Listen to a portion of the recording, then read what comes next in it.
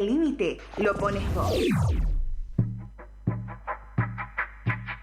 Esta ciudad está gris, yo con un arco iris en mi botella. Pantallos en el cielo, se cayeron las estrellas. La muerte en cada esquina que se sabe la más bella. Porque tarde o temprano todos bailarán con ella. Tengo que lucir mi paso, no me puedo ir para atrás. Con mi vaso rebalsando resistencia tenaz. Atados a este caos que no entiende nadie más. Vos ya tendrás en claro con qué fuego te llena melancolía. Una vida sin receta, que solo encuentra respuesta cuando se va la luz del día. Será melancolía, una vida sin receta, que solo encuentra respuesta cuando se va. Buen mediodía, estamos aquí nuevamente como cada jueves en este espacio de principios y valores. Ya son las 12:37 del mediodía, 23 grados hoy, un hermoso jueves.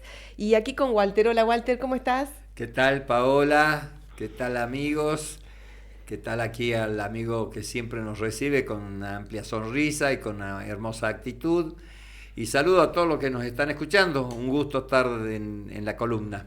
Está bueno venir a la radio, no encontrarte con Mati, que siempre está predispuesto a colaborar y Sí, buena onda. Mati es una gran persona, ¿no? Esas personas que uno querría que sean así, todos los que trabajan para una empresa, para un equipo, para sí mismo, con esta simpatía, esta buena voluntad, esa honestidad, esa simpleza, pero su profesionalismo. Así que siempre agradecido a él y, bueno, contento de poder seguir hablando presente. No es lo mismo por teléfono, ¿no? No, nada que mejor es ver. cuando estamos aquí cara a cara y Sí. que por teléfono, que tuve que salir en las últimas notas. No, y la semana pasada fue tremendo porque en el medio de tu alocución salió la fumata blanca y se definió el Papa, el Papa que reemplazó al Papa Francisco, que reemplaza al Papa Francisco, así que bueno, fue un momento Sí, muy especial. para el mundo, no solo para los católicos, son momentos trascendentes. Pareciera ser que han elegido un papa que va a continuar los pasos del Papa Francisco, que ha sido valorado y respetado por todo el mundo, incluso los que no tienen ninguna creencia, lo han sabido respetar, pero por lo menos en Salta, no diría en toda la Argentina, pero en Salta, cómo buscaron ningunearlo, cómo buscaron casi como que era un parte de prensa que decía falleció el Papa, ¿no? Cómo se ve que la iglesia de Salta no coincide con los pasos de Francisco, y yo creo que los pasos de este van a ser tan firmes y tan sólidos como Francisco, así que seguirán teniendo que ver que la iglesia busca evolucionar, busca interpretar a la sociedad, busca dar justamente una contención a millones y millones de habitantes del mundo, pero hacer una voz de todos aquellos que necesitan que el mundo se humanice, se solidarice, tenga empatía y busquen la paz. Y todos les sean iguales, no de la boca para afuera, no como algunos que dicen, no, si son iguales los pobres, el reino de los cielos, pero cuando hay que sentarse y defender a alguien, se sientan en la mesa de los que más tienen y defienden a los que más tienen, ¿no? Bueno, este Papa promueve, al igual que Francisco, una iglesia más abierta, más del terreno. Lo hemos visto a él embarrado hasta la cintura trabajando con los pobres. Estuvo en Salta en algún momento, estuvo acá en la capital y en Cafayate hace muchos años, así que nos conoce bien como país, como Latinoamérica. La verdad es una buena noticia.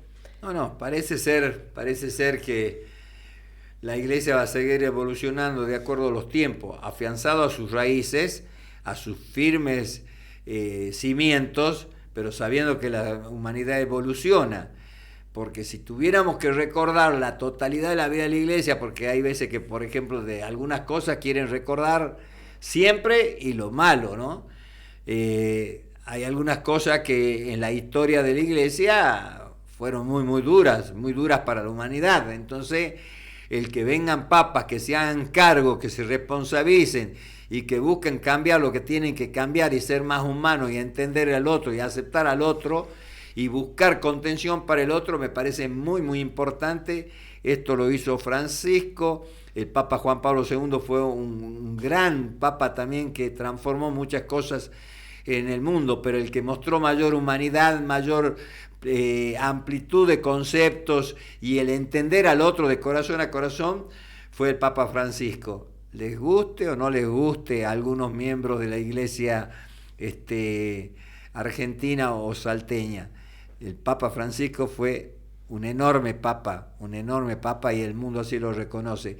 Y quien viene pareciera ser que no nos va a defraudar, que va a profundizar los pasos que tienen que profundizar y que va a tener la valentía que hay que tener para decir las cosas por su nombre a los poderosos que a veces piensan con egoísmo y avaricia. Walter, y se fue el Papa Francisco, un gran dirigente argentino, latinoamericano, y ahora se fue Mujica, otro gran personaje de Latinoamérica, lleno de valores, de principios, que nos inculcó un montón de buenos principios. ¿Cómo vivís este momento? Y como hombre de fe diría que Dios se ha llevado a dos personas que primero la puso en la tierra una gran cantidad de años, con distintas vivencias, con distintas vicisitudes, pero dejando huellas profundas, huellas que marcan, ¿no? Mujica, un hombre de lucha, un hombre que en su momento tomó las armas para defender sus ideales, que luego aceptó que no era la herramienta ni era la forma, y que supo buscar el acuerdo y la armonía, pero gobernó con la humildad y la transparencia que tenía cuando con las armas equivocadamente tal vez buscó generar un cambio, pero produjo un cambio con el hacer, con su simpleza, con su honestidad, con su sencillez.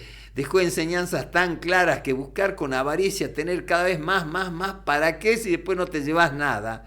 Y no sos ni feliz porque luego por tener que estar tanto tiempo viendo cómo no se te van esas grandes riquezas, empezás con el egoísmo y la avaricia a no darte tiempo ni para vos mismo, y entonces de libre no tenés nada, y de esclavo del dinero, de esclavo de cosas que tienen que ver más con el mal que con el bien, terminás perdiendo esa vida que Mujica supo tener, ¿no? Creo que hasta su último día supo vivir en felicidad, con su familia, con su pueblo, y fue un gobernante maravilloso, que si el ejemplo de Mujica cundiera en los líderes del mundo, el mundo sería distinto, ninguna duda. Tanto el Papa Francisco como Pepe Mujica eran dos grandes defensores y protectores de nuestra casa grande, ¿no? De nuestra tierra, del medio ambiente, de todo lo que implica la parte ecológica, ¿no? Porque eran sabios de verdad. No tenían que mostrarse intelectuales, no tenían que mostrarse máster, no tenían que tener en su oficina mil cuadritos de los cursos y de las capacitaciones. Tenían capacidad del alma y el corazón para entenderlo al mundo.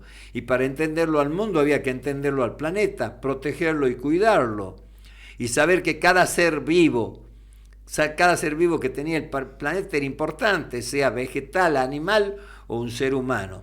Era importante para este planeta y era importante la armonía entre el hombre y la flora y la fauna y nuestros recursos naturales para calidad de vida sin generar un daño tan grande como generaron los que hoy son multimillonarios, famosos, salen en revistas, pero a costa de haber deteriorado tremendamente el medio ambiente y de países poderosos de la tierra que se fijaban más en ver cómo enriquecían a sus sectores poderosos de la economía sin ver el daño que le estaban haciendo al planeta. Y ese daño que le hicieron al planeta todos los días le cuesta vida a miles de mujeres, hombres, niños, grandes, porque por culpa de esos cambios climáticos hay una cantidad de enfermedades que todavía la ciencia no las puede frenar. Entonces, estas realidades las tenían tan clara estas dos grandes personas que ha dado la humanidad,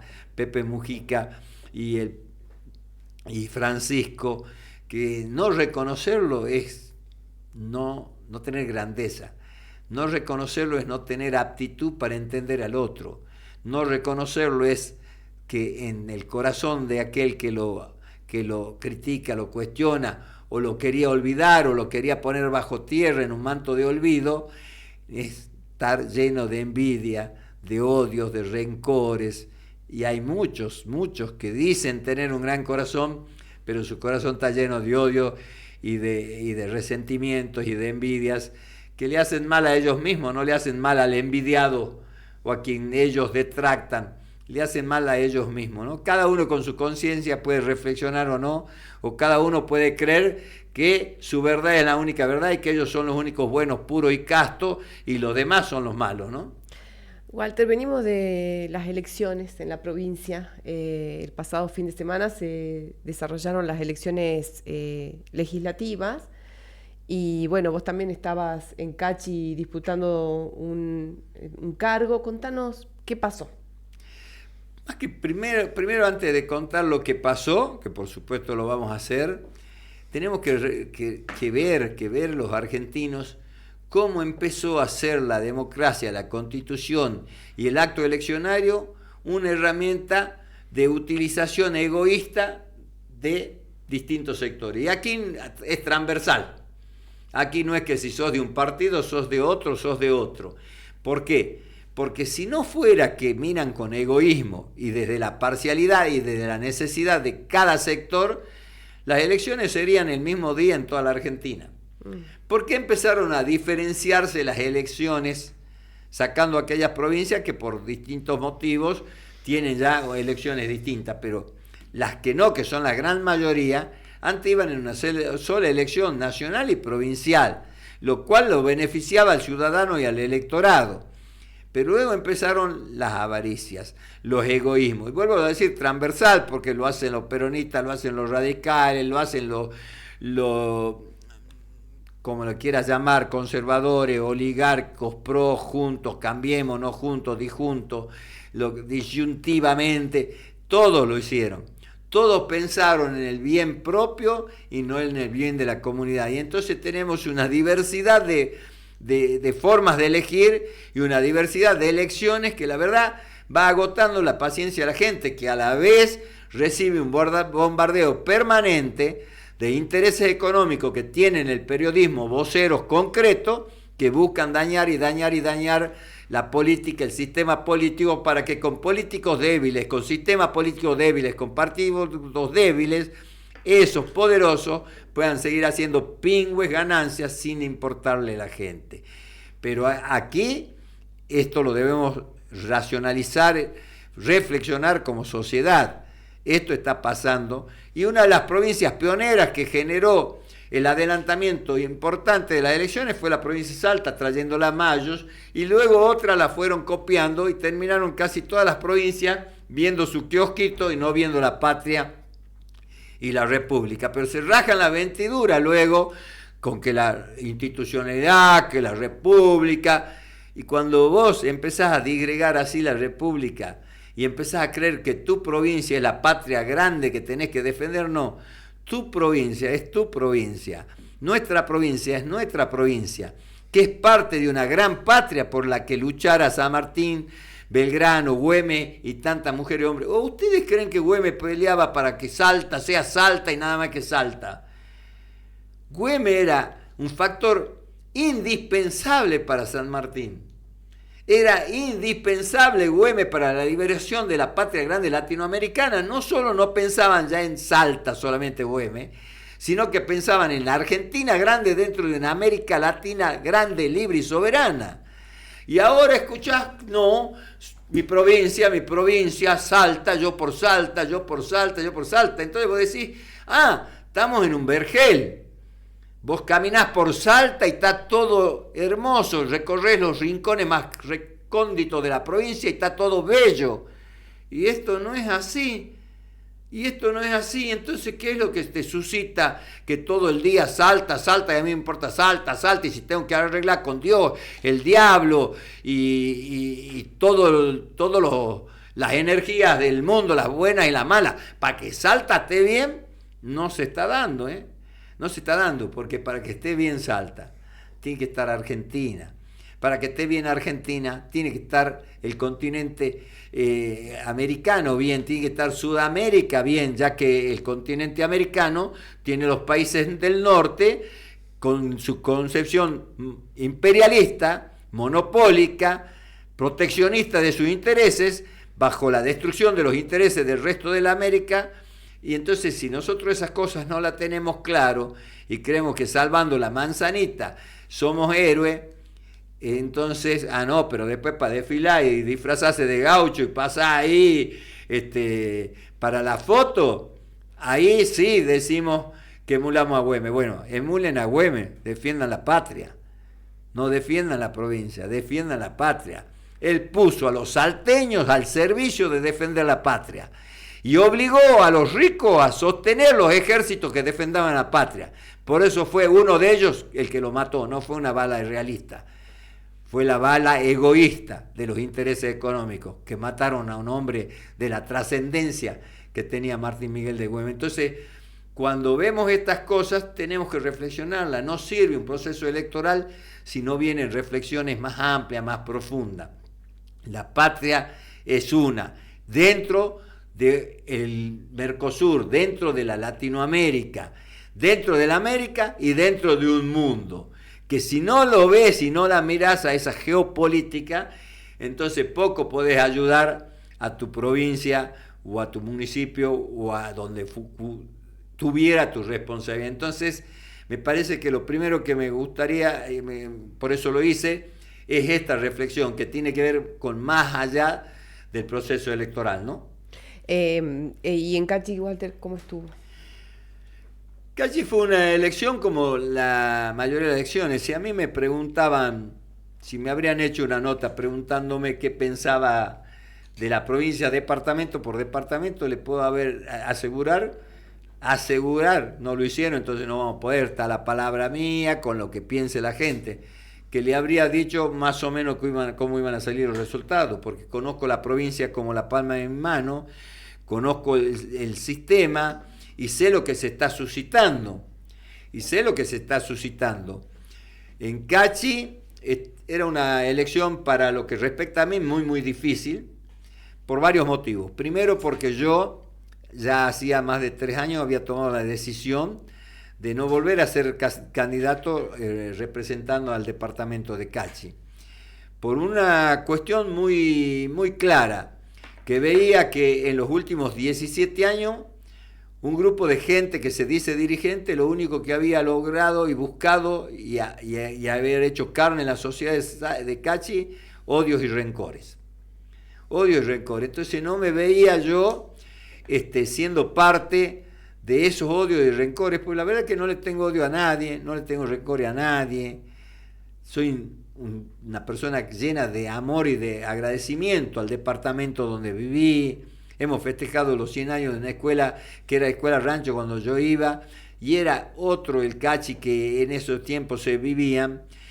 Por lo tanto, había tomado la decisión de no ser candidato. También me era difícil porque la gente me vio a mí ser intendente y hacer muchísimas cosas. Me vio ser vicegobernador y hacer muchísimas cosas. Pero luego, cuando fui diputado o senador, siempre fui opositor.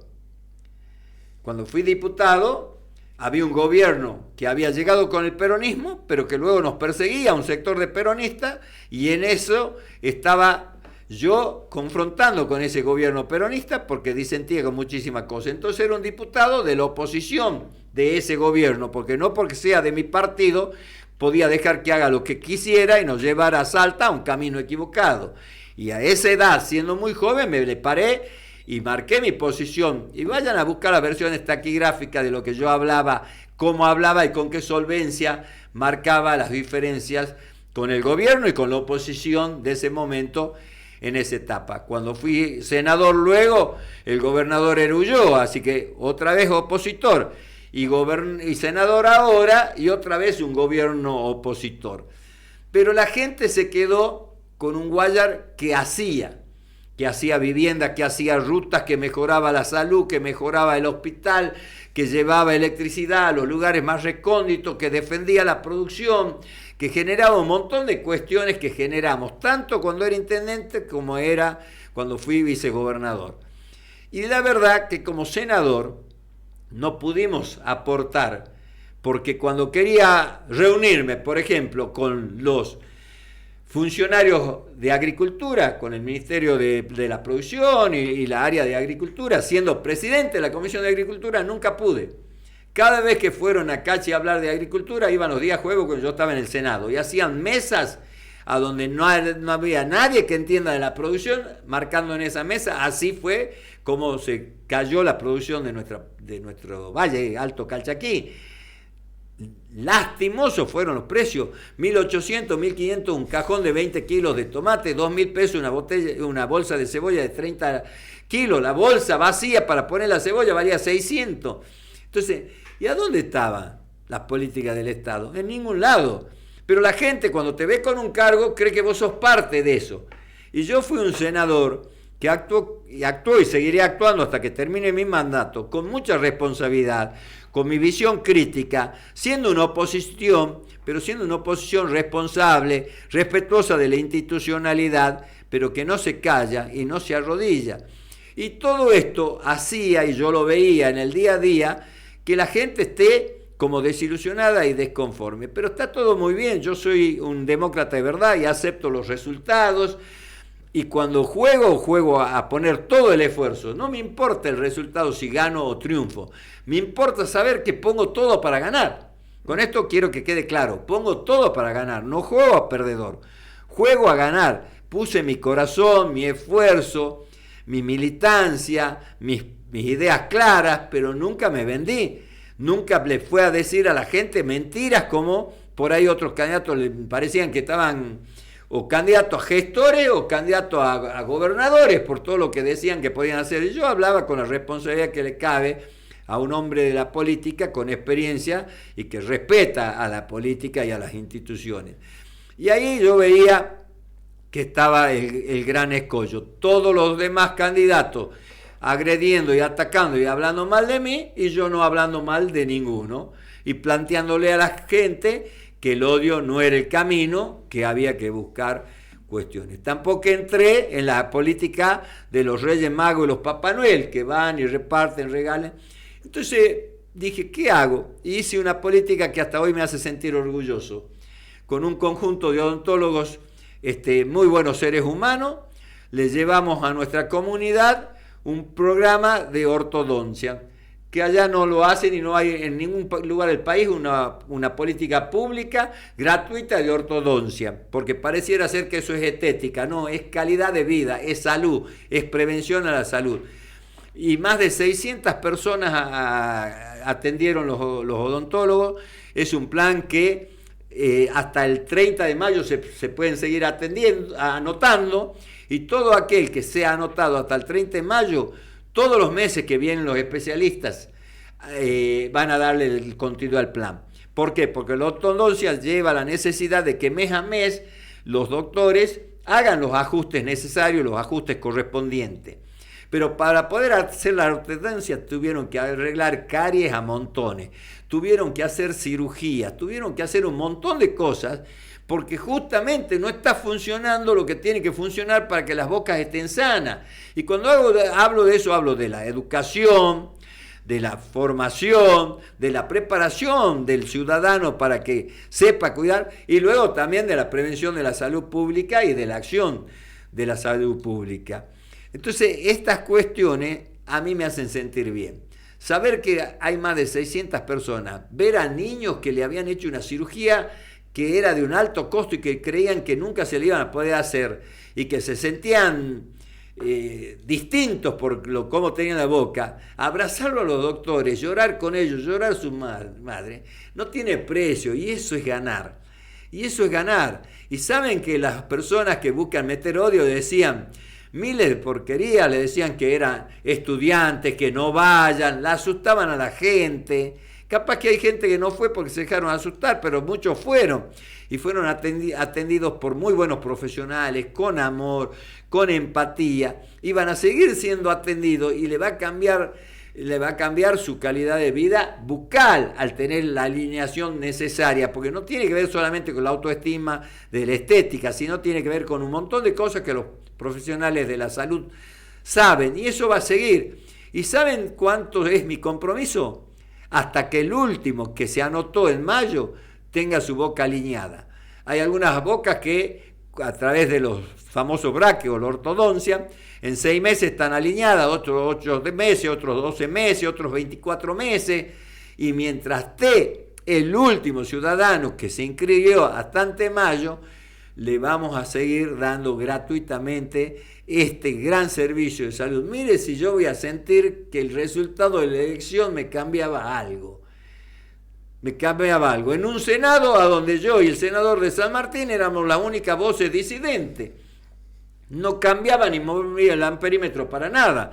Sí, soy un senador, y lo voy a hacer, vuelvo a repetir, hasta el 23, un senador que habla con solvencia, que se prepara, que estudia, que analiza, que se hace asesorar, y cuando se siente en la banca muestra su calidad institucional. Y esto también me llena de orgullo, haber nacido en esos cerros, haber ido a escuela rancho y ser el representante que fui, que soy y seré para las mujeres y hombres de bien. Me parece que es un triunfo importante, ¿no? Un triunfo importante. Walter, ¿y en la provincia cómo viste las elecciones? Como las había analizado antes, claramente tengo para hablar con algún día, si quieren en algún programa me invitan y llevo unas cuantas personas que no son seguidores míos ni mucho menos para que les diga qué les había dicho yo. Yo decía claramente que el oficialismo iba a tener una derrota durísima en la capital, porque a veces la obsecuencia, a veces la miopía, a veces el mirar desde el egoísmo te hace no ver un montón de circunstancias y un montón de cosas.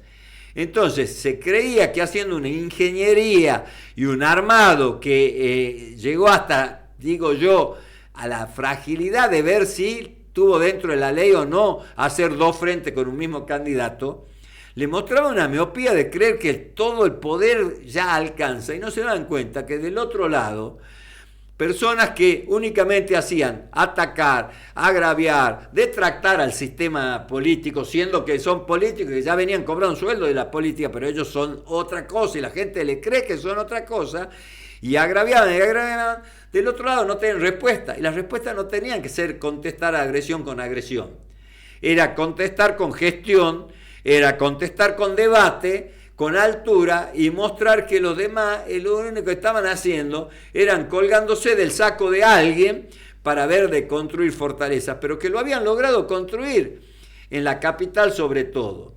Y en el interior también generaron esa misma fuerza, esa misma sinergia.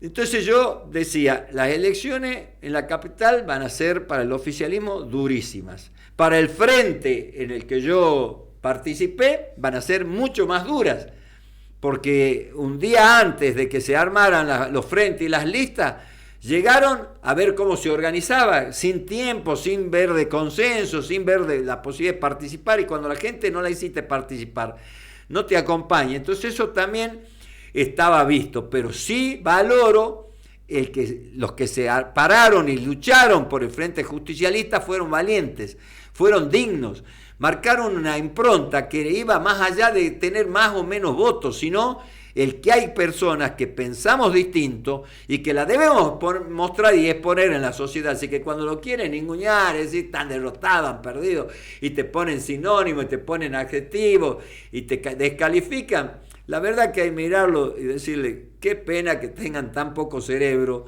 que no sepan analizar que la política son distintas circunstancias. Mujica, un ejemplo, perdió cantidades de elecciones, pero cuando ganó mostró lo grande que era. Alfonsín había perdido una cantidad de elecciones tremenda, pero cuando ganó mostró ese hombre republicano que buscó hacer las cosas lo mejor posible, no le salieron. Entonces, cuando vos los ves y decís, pensar que se creen eruditos, pensar que se creen brillantes, y mira los análisis que hacen.